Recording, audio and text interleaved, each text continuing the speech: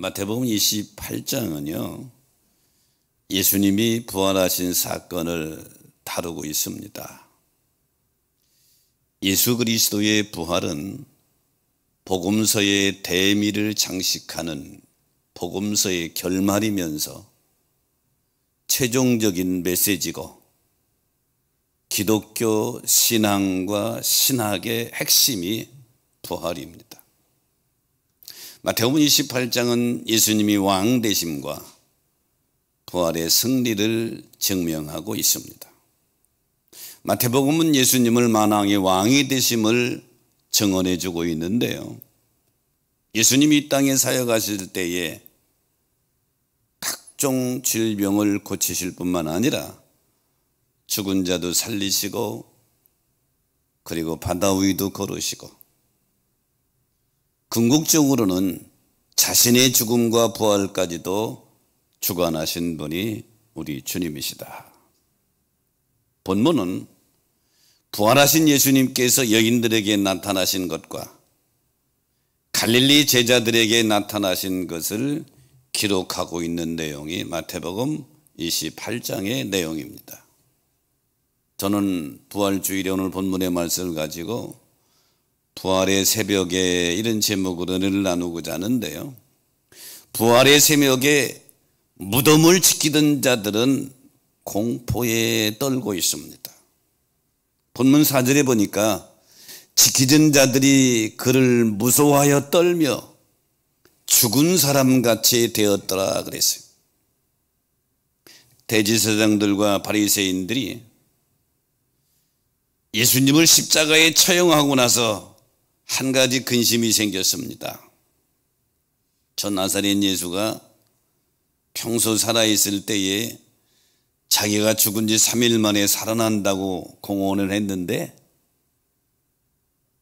혹시 살아나면 어떡하지? 아니면 제자들이 시체를 훔쳐가고 살아났다고 그러면 어떡하지? 이런 고민이 생긴 거예요. 그래서 빌라도에게 가서 이 이야기를 하고 무덤을 좀 지켜야 되겠다. 근데 빌라도가 너희들에게 경비병이 있지 않느냐? 지켜라. 그래서 대제사장들과 바리새인들이 예수님 무덤을 봉인했습니다. 유대인들의 무덤은 우리 무덤과 조금 달라요. 우리 무덤은 땅을 파고 밑에 묻히면 유대인들은, 예수님 당시 유대인들은 이렇게 바위를 파서 그 안에다 시체를 안치하고 그리고 누구도 들어갈 수 없도록 큰 돌로 무덤 문을 막는 게 장례 절차의 마무리입니다. 그래서 이 바리새인들과 대제사장들은 예수님의 무덤을, 돌무덤을 아예 봉인해 버렸어요. 그래도 못 믿으니까 경비병들을 두어서 3일 동안 지키게 했습니다. 근데 부활의 아침에 갑자기 지진이 나더니 천사가 무덤 문을 막고 있는 돌문을 열어버리고 천사가 그 돌 위에 앉았는데 희기가 엄청나게 흰 모습으로 앉아있는 모습을 보고 이 경비병들이 얼마나 무서웠던지 죽은 사람같이 되었더라 그랬어요. 완전히 굳어버린 거예요. 지진나는 모습에, 큰 돌이 굴러간 모습에 천사가 거기에 앉아있는 모습을 보고 죽은 사람같이 됐다. 예수 그리스도의 부활 앞에 무덤을 지키는 자들의 수고가 헛것이 되어버린 것입니다. 여기 떨며 죽은 사람같이 됐다, 떤다고 하는 표현이 두려움의 극치를 표현할 때 이렇게 표현한 것입니다. 예수 그리스도의 부활은 무덤을 지키는 자들에게는 두려움의 공포요, 하지만 구원받은 우리 성도들에게는 기쁨과 감격이 되는 줄 믿으시기 바랍니다. 그런데 베드로전서 1장 3절에 보면 예수 그리스도를 죽은 자 가운데서 부활하게 하심으로 말미암아 우리를 거듭나게 하사 산 소망 있게 하시고 구원받은 자들의 산 소망은 부활이란 말이죠. 부활의 새벽에 무덤을 지키는 자들은 공포와 두려움에 떨고 있는 것입니다. 요한복음 20장에 보면 깊은 절망 가운데 두려움에 떠는 제자들의 모습을 보여주고 있는데요. 당시 예수님이 제자들은 목숨 걸고 3년 이상 주님을 따라다녔는데 스승 되신 주님이 처형됐다 이 말이에요. 당시 법은 스승이 처형을 당하면 그를 따르는 사람들도 역시 동조한 혐의로 큰 형벌을 받게 되어 있던 것입니다. 제자들은 자기들의 스승 예수님이 십자가에서 끔찍하게 처형당한 모습을 보고 자기들도 동조 혐의로 잡히면 온전치 못하다고 하는 것을 알고 있는 것입니다. 그래서 요한복음 20장 19절에 보니까 제자들이 유대인들을 두려워하여 모인 곳에 문들을 닫았더니 이렇게 표현하고 있습니다. 제자들은 자기들끼리 모여서 아무도 들어오지 못하도록 문을 꽁꽁 걸어 잠근 겁니다.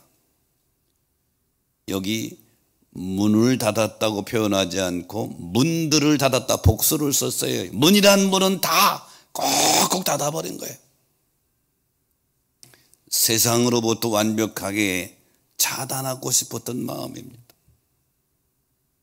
창밖에서 뚜벅뚜벅 사람이 오는 소리만 들려도 몸이 굳어들 정도로 두려움에 제자들이 빠져 있는 것입니다.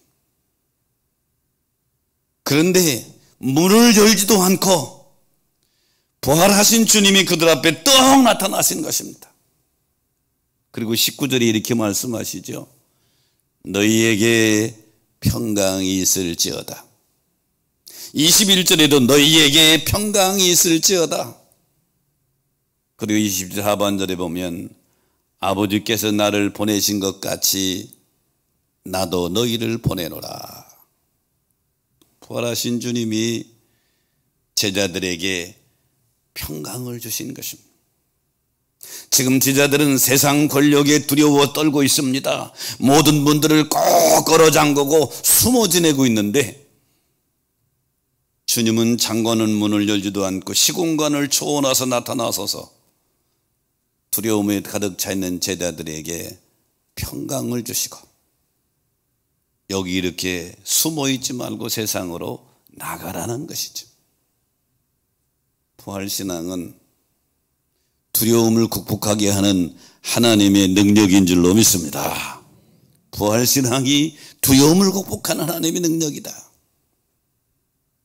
그런데 이 부활의 새벽에 무덤을 지키던 병사들은 죽은 사람처럼 됐다. 이 말은 두려움의 극치를 이렇게 표현한 것입니다.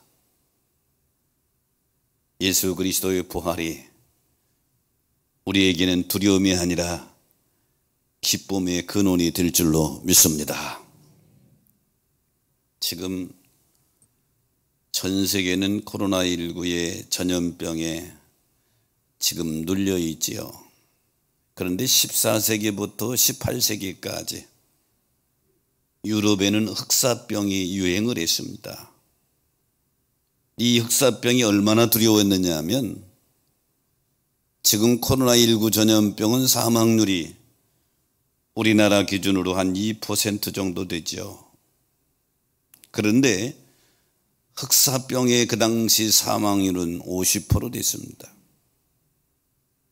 14세기, 15세기, 16세기, 18세기 근 400여 년, 300년 넘게 계속되면서 유럽 전체 인구의 50% 가까이 목숨을 잃었습니다. 이때에 유럽에서 종교개혁이 일어난 때가 언제냐면 16세기입니다. 종교개혁자들은 이 문제에 대해서 답을 해야 하는 처지에 놓여 있게 됐습니다. 그들 중에 특별히 쭈빙글리라는 사람이 있습니다. 쭈빙글리는 1519년 1월 스위스 추리히에서 목회를 시작을 했습니다. 목회를 시작한 지 얼마 되지 않아서 흑사병이 추리를 덮쳤습니다. 이 흑사병으로 인해 추리의 인구의 30% 정도의 사람이 죽었습니다. 주민들이 또한 예외는 아니고 자녀가 이 흑사병으로 죽는 슬픔을 겪었고,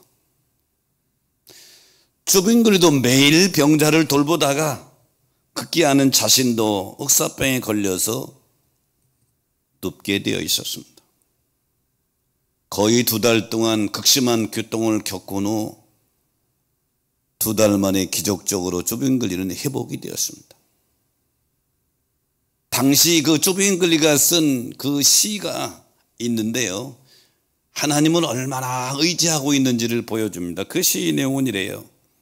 주님 나를 도우소서. 나의 힘 나의 반석이시여.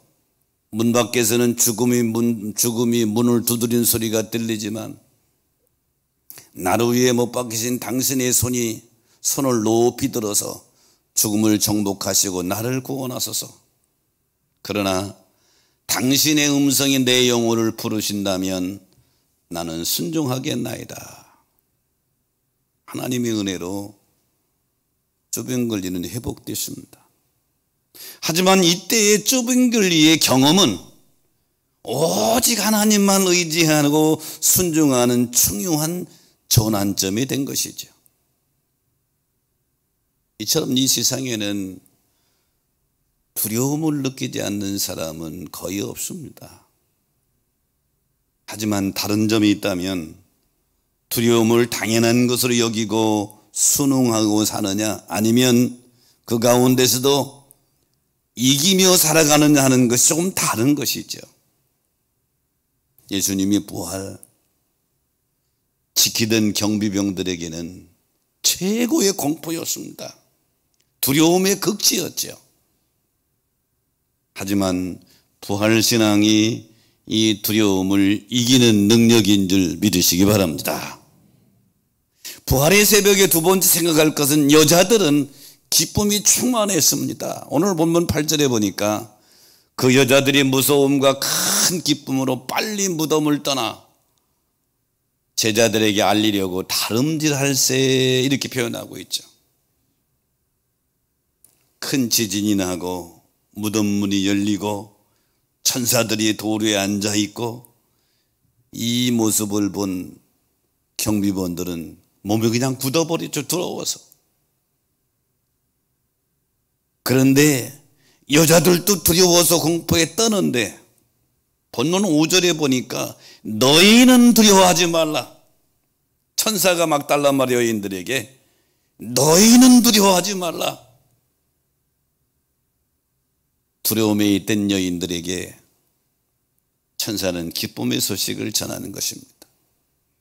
너희가 나사렛 예수를 찾는 줄 아는데 그는 여기 계시지 아니하시고 말씀하신 대로 살아나셨느니라.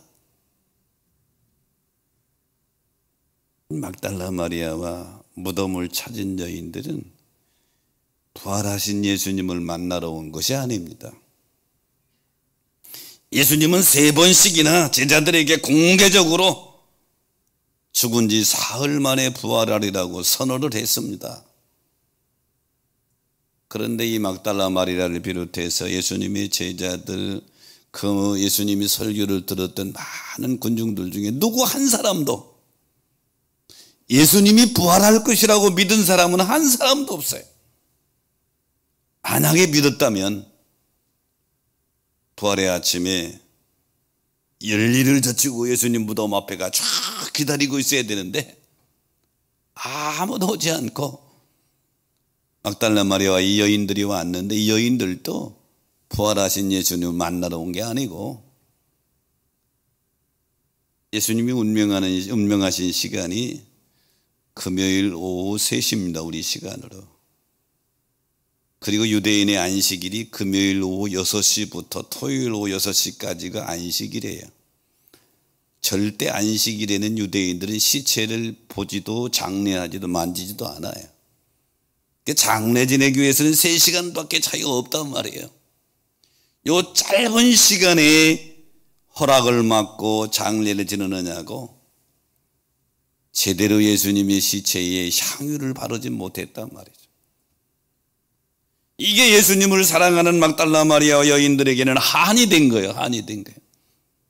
그래서 새벽 미명에 일찍이 안식이 지난 다음에 일찍이 향유를 가지고 무덤으로 온 거예요. 예수님 부활하리라고는 꿈에도 생각 못 하신 거예요.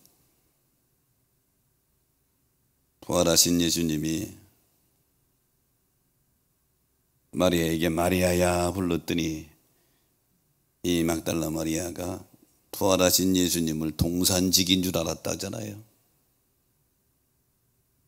어디다 우리 선생님 시체를 옮겼으면 알려주소 이렇게 말하잖아요. 전혀 기대를 하지 않은 거예요. 그런데 이 여인들이 부활하신 예수님을 보게 된 것입니다. 한번 생각해 보세요. 놀라움의 극치였을 것이고 큰 기쁨의 극치였을 것입니다. 이것은 일상에서 오는 기쁨의 차원과는 차원이 다른 것이죠. 이 부활의 새벽에 경비병들에게는 두려움으로 공포에 떨었지만 막달라 마리아와 여인들에게는 기쁨이 충만했다. 이 모습을 한 모습으로 한 오늘 본문은 큰 기쁨이라 표현했어요. 큰 기쁨이 오늘 이 아침 예배드려 나온 여러분에게 넘치게 되시기를 축복합니다. 이스라엘 역사상 가장 왕성했던 시기는 다윗 왕과 솔로몬 왕 때의 시기일 것입니다.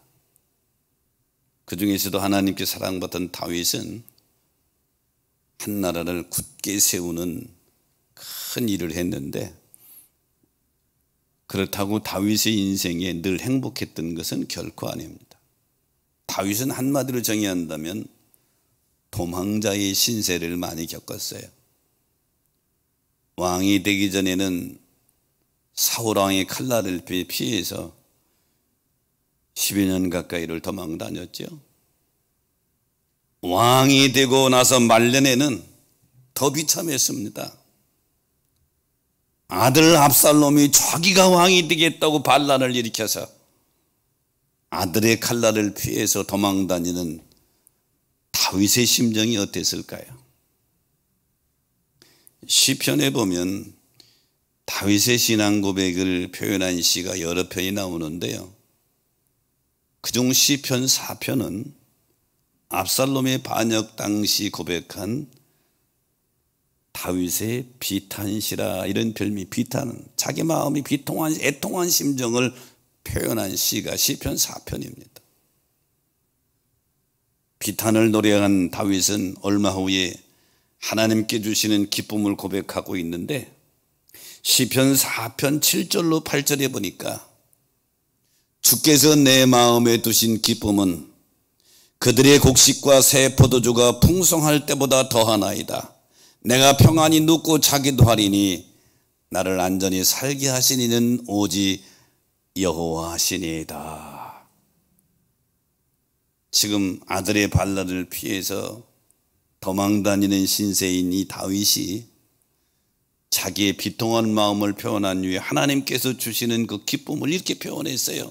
세상 사람들이 성공해서 그 당시 부의 기준인 곡식과 새 포도주가 풍성한 것보다 하나님이 주시는 평안이 내 마음에 넘친다, 그런 고백이죠. 고난 가운데 있지만 주께서 마음에 주시는 평안과 기쁨을 다윗은 이렇게 표현했습니다. 인생의 겉모양은 아픔과 고통이지만 그 안을 들여다보면 세상과 비교할 수 없는 깊고 오묘한 기쁨을 주시는 하나님의 섭리를 다윗은 알고 느꼈던 것이죠.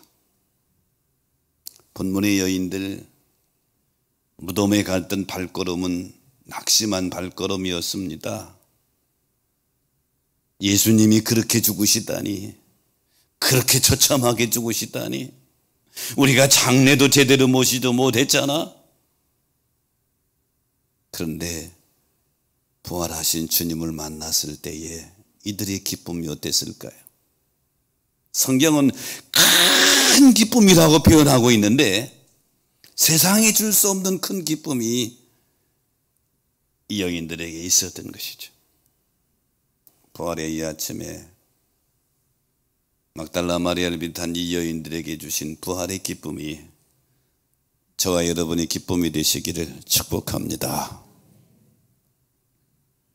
스코틀랜드의 교수 중에 유명한 분이 제이니 교수라고 하는 분이 있는데요, 이 말은 이분은 얼마나 행복한 표정으로 학생들에게 강의를 하는지 학생들이 날마다 이렇게 생각했다고 그래요. 우리 제이니 교수님은 오늘도 천국 구경하고 오셨나 봐. 이 정도로 얼굴에 환하고 기쁜 모습으로 강의를 하는 거예요. 근데 어느 날 이 제이니 교수가 자기가 기쁨을 유지하는 그 얘기를 하는 겁니다. 그러면서 이렇게 고백하죠. 우리 예수 믿는 사람에게는 항상 기쁨이 있어야 합니다. 마치 성 위에 깃발이 걸려 있으면 지금 성 안에 왕이 계시다는 것을 보여주듯이 성도들에게 있어서 기쁨이 있다는 것은 곧 그 사람 안에 예수 그리스도가 계시다는 것을 보여주는 것입니다.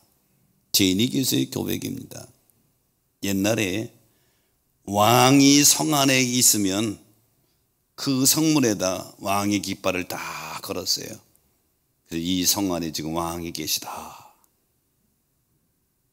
제이니 교수는 내 안에 만왕의 왕이시고 평강의 왕이신 예수님이 계시니 내가 기뻐하지 않을 수가 없다는 것이죠. 그리스도인의 표식은 바로 기쁨으로 나타나는 것입니다. 마리아 부활하신 예수님과 만나지 못했을 때, 부활하신 예수님을 대면하지 못했을 때는 낙심하고 절망해서 무덤으로 내려갔는데 부활하신 주님을 만나고 나서는 얼굴에 기쁨이 충만했다. 오늘 부활절 예배에 참여하신 우리 사랑하는 여러분, 마리아를 만나주신 부활하신 주님이 여러분을 체험적으로 만나주시기를 축원합니다. 그 주님이 여러분 안에 주인 되시기를 축복합니다. 그럴 때에 환경을 초월한 기쁨을 소유할 수가 있는 거예요. 성경은 항상 기뻐하라 하고 우리에게 명령하고 있는데 어떻게 우리가 항상 기뻐할 수 있습니까? 세상적인 기준으로는 불가능합니다. 가능한 것이 하나 있는데 평강의 왕이 되고 기쁨의 왕이 되는 주님이 내 안에서 나를 완전히 통치하고 계실 때 환경을 초월하는 기쁨을 소유할 수 있는 줄 믿으시기 바랍니다. 부활의 새벽의 세 번째는 여자들은 부활의 증인이 되라는 사명을 받았습니다. 오늘 본문 마지막 10절에 보면 예수께서 이르시되 무서워하지 말라, 가서 내 형제들에게 갈릴리도 가라 하라, 거기서 나를 보리라 하시니라, 이렇게 말씀하고 있죠. 부활하신 예수님이 큰 기쁨 중에 있는 여인들에게 가라고 그랬습니다. 갈릴리로 가서 내 형제들에게 가서 알리라고, 거기서 나를 보리라고, 빨리 가서 전해라 그런 것이요. 여기서 예수님은 제자들을 내 형제라고 그랬습니다. 십자가 앞에서 모두 도망간 제자들입니다. 베드로 같은 경우는 모른다고 부인하고 저주했던 사람입니다. 그런데 예수님은 여전히 그들을 버리지 아니하시고 내 형제다, 그리고 갈릴리도 오라고 그래라. 이 말씀은 예수님 제자들에게만 해당되는 말씀이 아니에요. 오늘 여전히 넘어지고 여전히 쓰러진 우리들을 버리지 아니하시고 지금도 우리에게 찾아오셔서 우리를 부르시는 주님인 줄 믿으시기 바랍니다. 부활하신 주님 만난 여인들, 주님 말씀대로 갈릴리로 꽉 달려가서 제자들에게 이 소식을 전하는 증인의 사명을 감당하게 되죠. 사도행전 26장에 보면 바울 사도가 3차 전도 여행을 마치고 예루살렘에 와서 체포됩니다. 그리고 26장의 내용은 변론하는 내용인데 아그리빠 2세 왕 앞에서 사도 바울이 변론합니다. 변론하면서 자신이 어떻게 예수를 믿고 유대교에서 기독교로 개종했는지를 설명합니다. 12절에 보면 대제사장들의 고난과 위임을 받고 다메섹으로 갔다. 내가 예수 믿는 제자들을 잡으려고 다메섹으로 갔다. 거기서 예수님 만났는데 그 예수님 나에게 이렇게 말씀하셨다. 16절에 보면 일어나 너희 발로 서라. 내가 내게 나타난 것을 곧 내가 나를 본 일과 장차 내가 내게 나타날 일을 너로 종과 정의를 삼으려 함이니라. 그러면서 바울은 아그리빠 왕에게 자신이 예수님께 받은 사명을 말하죠. 예수님은 박해자 바울에게 이제는 나를 전하는 증인이 되라. 그래서 바울은 하나님의 도우심으로 일생을 주님을 증거하는 증인의 삶을 살아가다가 마지막에는 순교의 제물이 되죠. 오늘 이 예배에 참여한 사랑하는 성도 여러분, 주님이 우리에게 원하시는 것은 너희가 구원받았느냐, 너희가 부활한 주님을 모셨느냐, 그러면 너만 이 큰 기쁨을 가지고 있지 말고 빨리 가서 증거하라. 바울처럼 여인들처럼 증인의 발걸음이 되시기를 주의 이름으로 축복합니다. 영국의 무신론자 협회에서 예수 그리스도의 부활을 반박할 근거를 찾기 위해서 연구를 시작했습니다. 어떻게 사람이 죽었다가 다시 살아나느냐? 말도 안 되는 소리다. 그건 하나의 사상이고 하나의 이론이지 실제가 아니다. 허구이다. 그래서 예수 그리스도의 부활이 거짓이라고 하는 것을 연구하는 연구위원으로 그 당시 가장 명석하다고 하는 무신론자 이름과 중에 리틀 스톤이 있습니다. 리틀 스톤과 길버트 웨스트를 위축해 두 사람의 박사를 임명한 거예요. 이 두 사람 박사에게 석 달 동안 열심히 연구해서 이 토론장에 가지고 나와라 그랬어요. 석 달이 지난 다음에 이 토론장에 리틀 스톤이 입을 엽니다. 우리는 기독교인이 되기로 결정했습니다. 이 연구를 통해서 예수의 부활이 사실이라는 것을 발견했기 때문입니다. 무신론자 협회에서 예수의 부활이 거짓이라고 하는 것을 연구해서 가르쳐라고 그랬는데 반대가 되는 거예요. 토론장은 술렁거리기 시작합니다. 그때 길버트 웨스트가 등단하면서 이렇게 말하죠. 우리는 예수 그리스도의 부활 사건이 거짓이라는 증거를 찾을 수가 없었습니다. 그들은 무신론자였고 리틀 스톤 박사는 영국의 재무장관을 지낼 정도로 인정받는 사람이었고 길버트는 법률학 박사로 학식과 지성이 뛰어난 사람들이었는데 그들이 예수의 부활에 대해서 조사한 결과 예수의 부활은 거짓이 아니다. 예수의 부활은 진짜 진리다. 그리고 그들이 부활을 증거하는 증인이 되었다고 하는 것입니다. 사랑하는 성도 여러분, 제가 여러분에게 질문합니다. 예수의 부활을 믿으십니까? 예수의 부활을 믿으십니까? 그렇다고 한다면 부활하신 주님이 막달라 마리아와 여인들에게 주신 사명은 빨리 가서 이 소식을 전하라는 것입니다. 여인들은 제자들에게 달려가서 이 사실을 전하죠. 성도는 바울 사도같이 예전에는 비방자요, 폭행자요, 죄인이 있는지는 모르지만 부활하신 예수를 구주로 막 믿고 만나고 나서는 삶이 바뀌어져야 될 줄로 믿습니다.